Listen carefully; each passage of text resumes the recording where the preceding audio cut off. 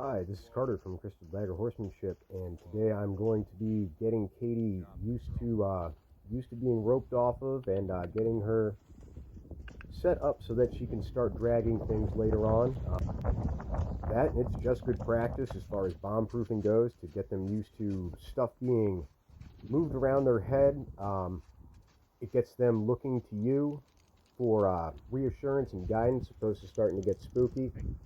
And I've pretty much just been lunging her here for a second, trying to get her mind on me. She does tend to be a bit of a meathead, and she does walk through things.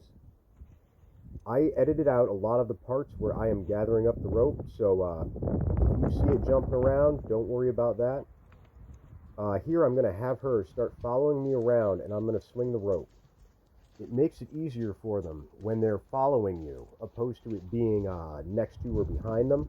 They feel much more comfortable following after something that they could consider spooky than they would if it was in more of a prone area of their body. It gives them the choice of whether they can stop or not. And I was a little surprised with how comfortable she was with this right off the bat. She does get a little upset by it later, nothing bad. For being a thoroughbred, this is probably the calmest one I've ever seen. The worst thing she usually does is walk through something, as far as like an aid. She doesn't really spook very often. She's very settled and respectful. As long as she knows what she's being asked, she generally tries to do it. Now here, she doesn't much like that, but then again, she probably thinks that I'm asking her to move forward because it's very similar as an aid to lunging. And that's one of the things that we kind of have to teach him here, is that this is a different thing if it's swinging around like that. I don't need you to move away.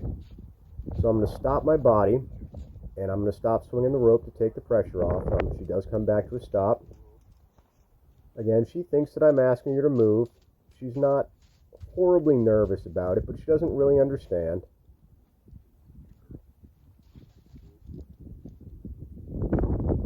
And I think here in a second I'm going to start swinging it once, just to not give her enough pressure to get her to start moving. Give her a little rub down with it, get her used to being touched with it. And she tolerates this part of it very well. Like I said, she's not a spooky horse. She doesn't freak out over things. She's not the brightest, but that kind of works in her favor sometimes because she is content doing what she's asked. So I'm going to give this rope a toss here in a second. She handles this first one pretty well because she really doesn't know what's coming. She did move her head there a little bit, but as you can see, she stayed pretty calm with that one. She is a good horse as far as that goes, like I said earlier.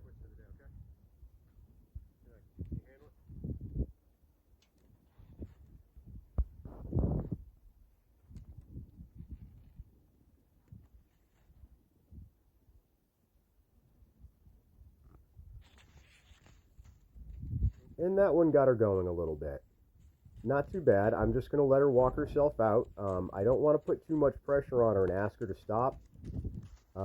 Moving her feet allows her to get her brain settled back down. If they feel trapped, they're going to get nervous, and that's where your flight instinct's going to come from.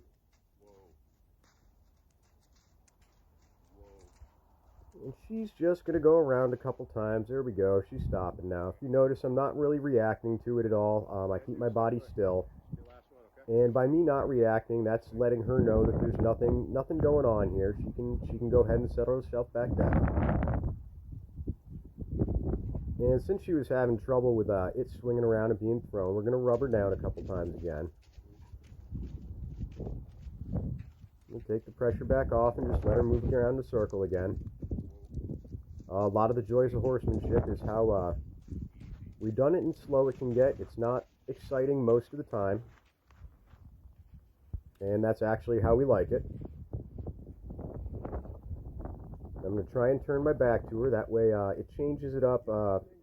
She won't get quite as confused as if thinking that I'm putting pressure on her, asking her to walk when I'm moving my arm.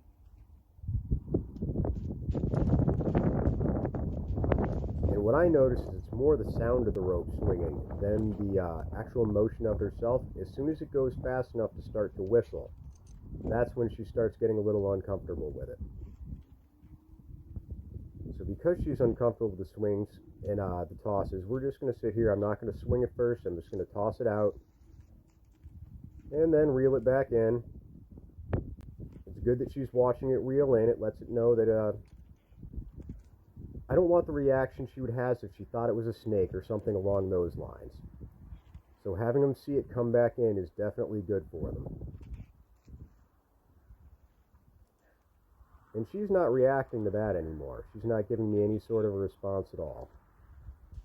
So I will probably, I believe I start picking up the pressure again here pretty soon. And this is just to reassure again that the rope is nothing important. It's not going to hurt her.